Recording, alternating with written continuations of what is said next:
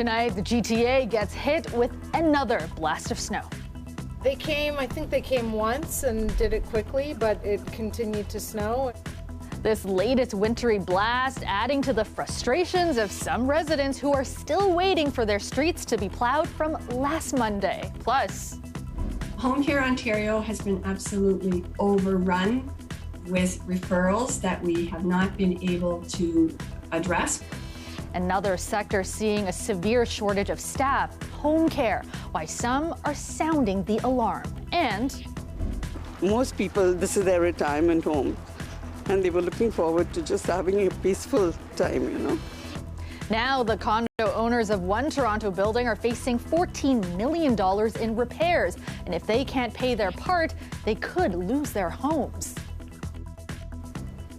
Another snowy, messy Monday in our city, just 1 week after a winter storm dumped up to 55 centimeters of the white stuff. Now, luckily tonight, we're only expecting about 5 to 10 centimeters to fall. But it comes as city crews continue to work around the clock to clear streets and sidewalks. More than 17,000 tons of snow has already been removed from Toronto roads, and the cleanup is expected to last for several more days.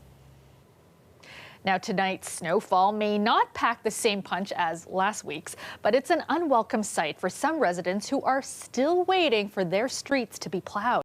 Our Greg Ross has more. Kathleen Biddle has been doing a lot of shoveling this past week. We can't wait for them. After last week's storm, her and her husband used a snowblower to plow the street in front of their house and their neighbors as well. It took my husband and I 6 hours to actually do the whole street so our neighbors could get out. She says the city's snowplow never got to their street, and she says they didn't complete the job on many of the other nearby streets. I think they came once and did it quickly, but it continued to snow. Laura Michaels says her street wasn't plowed either. They never came to plow our street, so we only have one lane of traffic, which has been made by the cars themselves.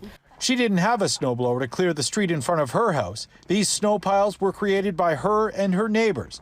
They had to make room to get in and out of their driveways. It would have been impossible if we hadn't done it ourselves. I called 311 3 times, and they said that they had come. She says the city's website has their street marked as plowed. If they're reporting that they have plowed when they haven't, that feels a bit off to me. The city says any delays are because of the sheer volume of snow they've been dealing with. The snow we received in just 15 hours last Monday was more than all the snow we received each January for nearly the past 2 decades. As of yesterday, we removed more than 17,000 tons of snow on more than 200 kilometers of roadway. And they say they're continuing to work to get to areas that haven't been cleared yet. Our clearing and removal crews continue to respond and resolve 311 requests that have been coming in. Residents here tell me they're going to continue to call 311, and they hope that this week they'll get a snowplow. Greg Ross, CBC News, Toronto. Meteorologist Colette Kennedy joins us now with a first look at the forecast. And Colette, nothing like last Monday, but the snowfall today still significant, adding to the pile, adding to the frustrations. Yeah, that's right. We're not going to see accumulations like that, Kelda, but we're looking at enough that it does make a difference and certainly makes it problematic on the roadways. And we continue to see that even though the intensity has dropped off. So we will see some changes, and we have been seeing some changes to the areas where we have the winter weather travel advisories, but essentially along the north shore of Lake Erie, through the Niagara region, the north shore of Lake Ontario. We know we have some issues here, even as the snow pushes further towards the east. Snow squall watches and warnings as the winds change, those also change as well, but certainly we've seen some enhancement, not just for Lake Huron and Georgian Bay, but eastern sections of the GTA off the lake as well there. So this has been another Alberta clipper, this one, that's pushing through. It means it moves quickly, but the other thing that happens is on the back end, we see a lot of cold air that dives back in. So watching its trajectories, it continues to move to the east. We see things kind of breaking up. It does mean we'll have some clearer conditions to start the day off tomorrow in many cases,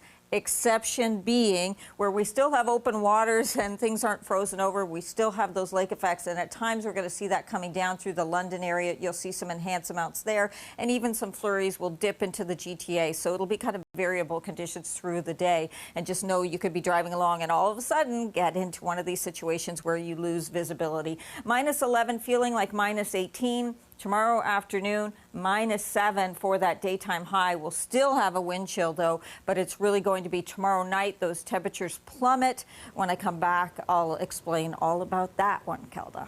All right. Thanks so much, Colette.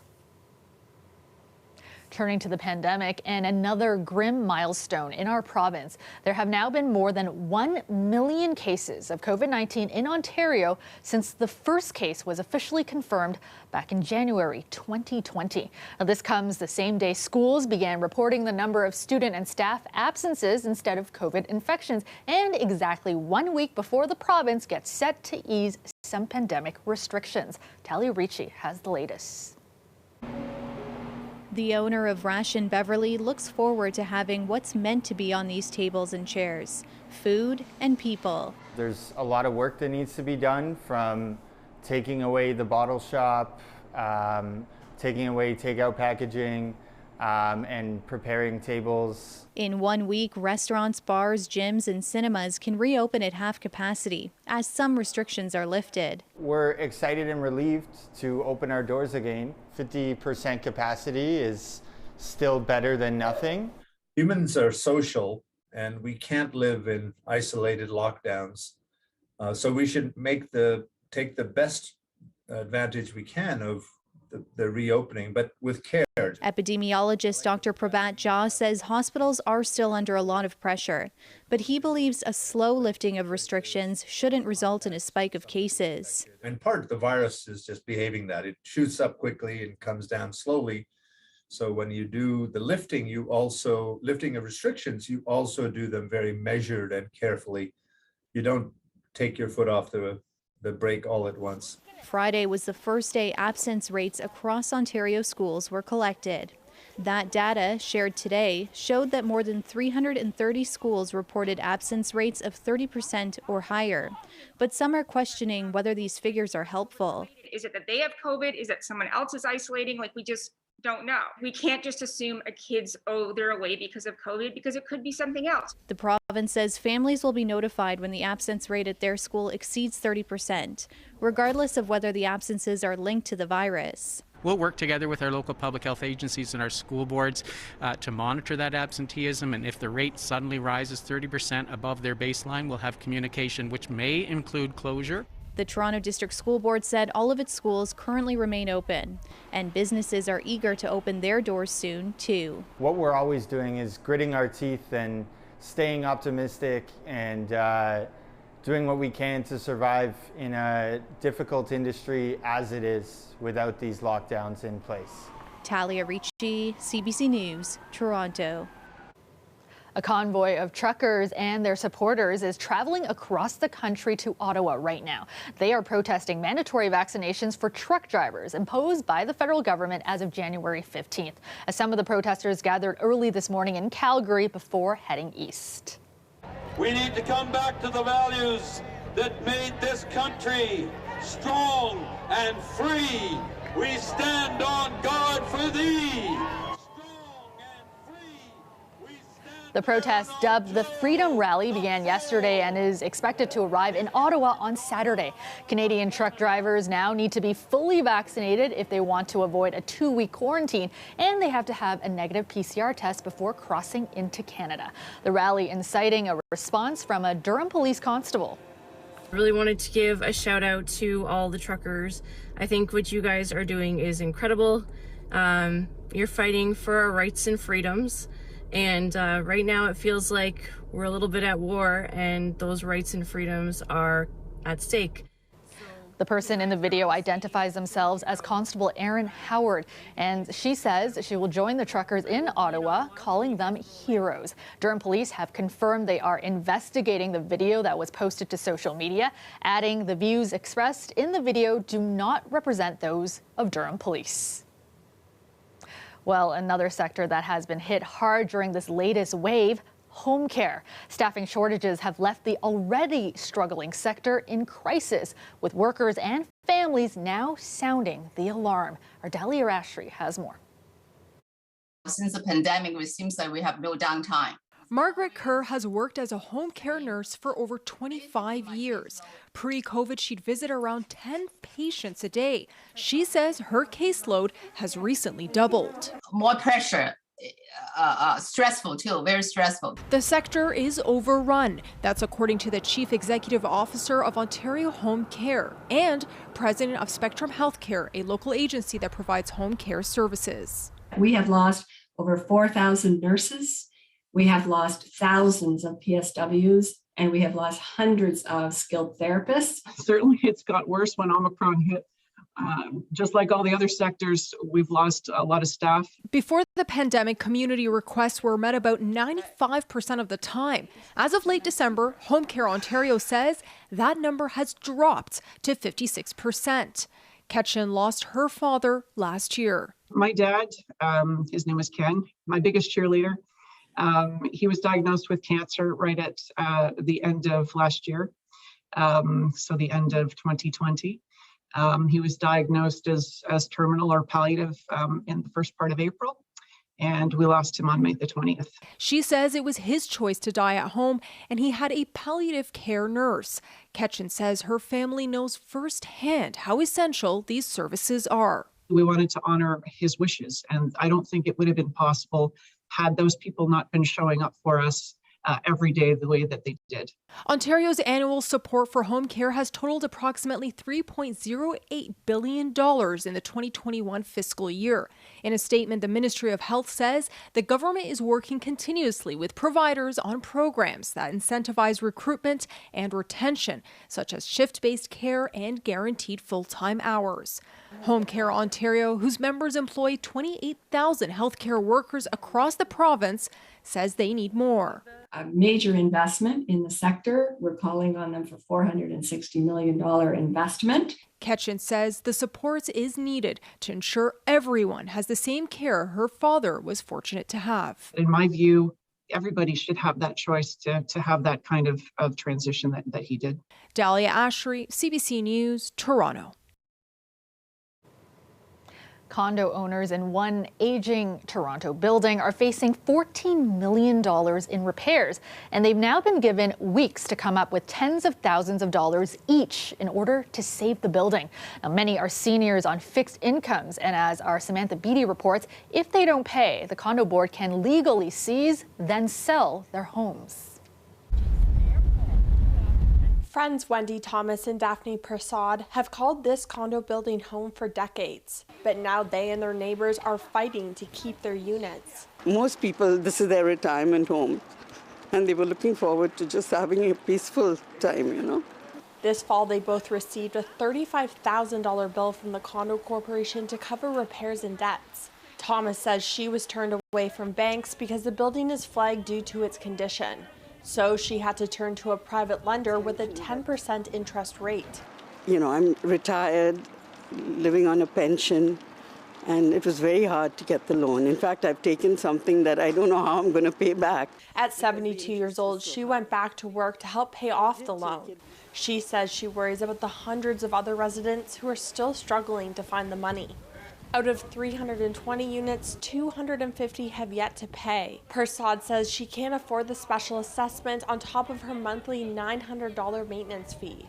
It's safely to say we weren't getting what we paid for.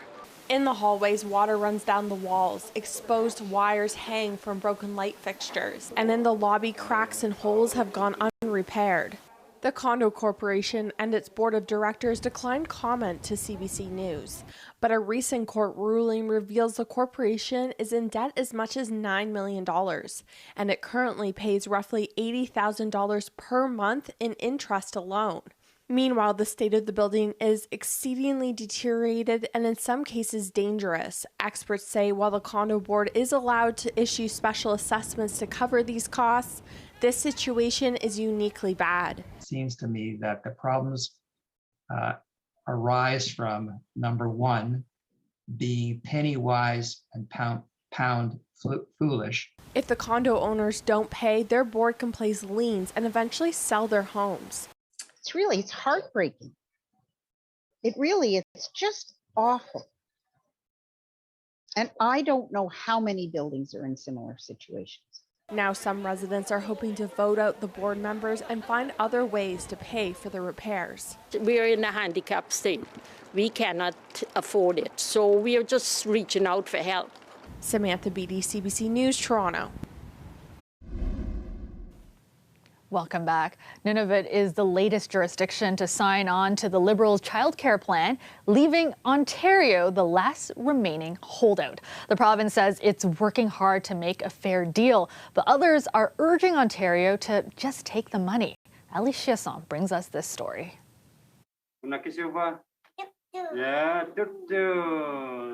Another day, another territory signs up to provide $10 a day childcare to their residents. The investments that we make into our children today determine our future. Premier PJ Akiakuk of Nunavut officially announced alongside Prime Minister Justin Trudeau that his government worked out a deal that makes sense for them. This is the 12th agreement signed. We are closer than ever before to a national early learning and childcare program. Other provinces and territories negotiated daycare deals before the end of the year, including Alberta, which signed on in November. So this just leaves Ontario, which has yet to agree on the terms.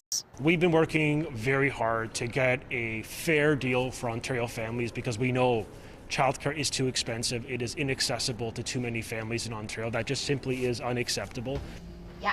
But the program is popular amongst families and, as we've seen, premiers of all political stripes. So what are the sticking points? We have been for months with the federal government urging them for a longer-term investment, an increased investment, and more flexibility to support all families and how they raise their children, be it in a nonprofit childcare or an independent childcare. I don't think they have much of a leg to stand on anymore in terms of delaying signing on to this deal. It would be more than $10.2 billion for childcare from the federal government that doesn't have to be cost matched.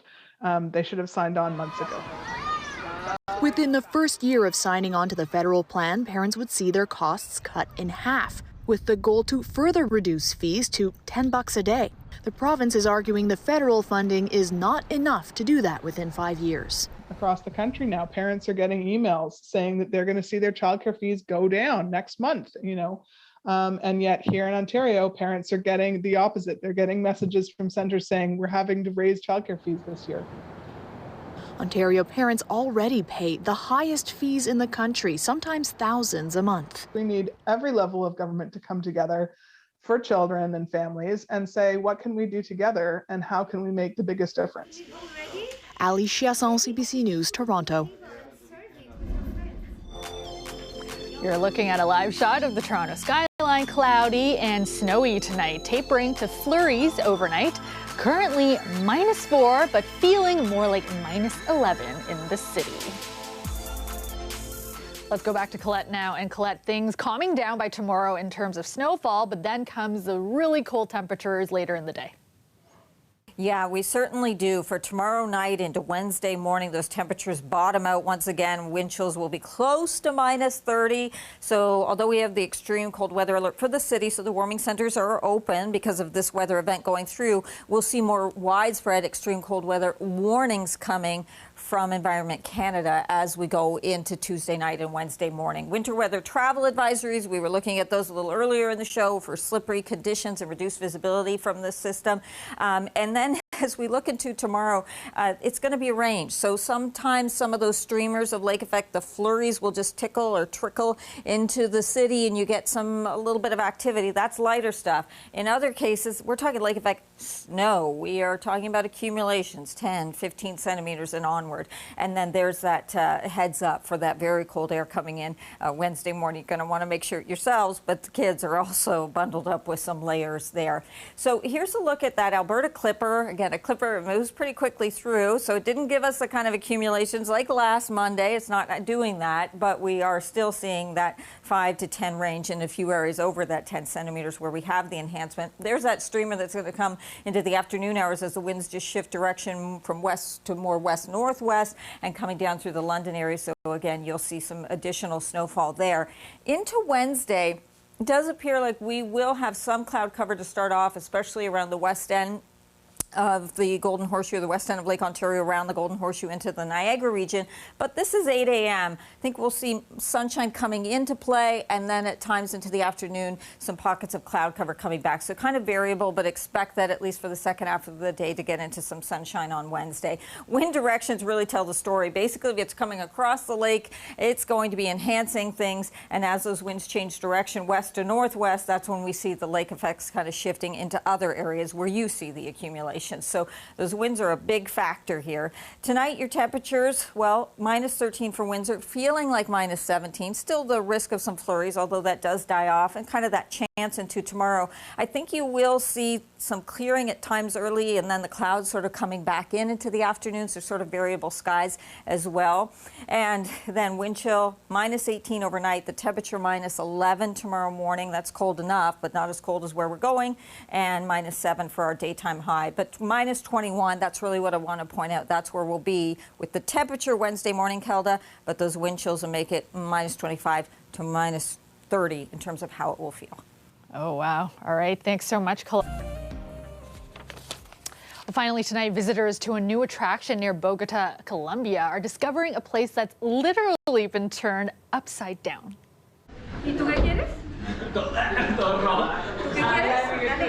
Take a look at this house tipped the wrong way up.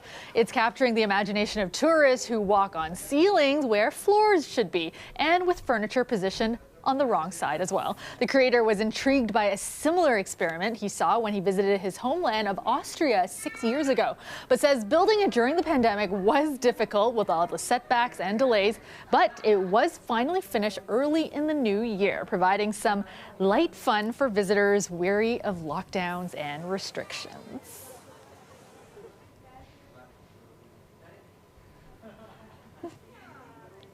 Pretty cool. That's our show for you tonight. Thank you so much for watching. Remember, you can get caught up on our website anytime. Head to cbc.ca/Toronto. Dwight Drummond has your next local newscast tomorrow at 6, and I will see you back here tomorrow night at 11. Have a great night, everyone.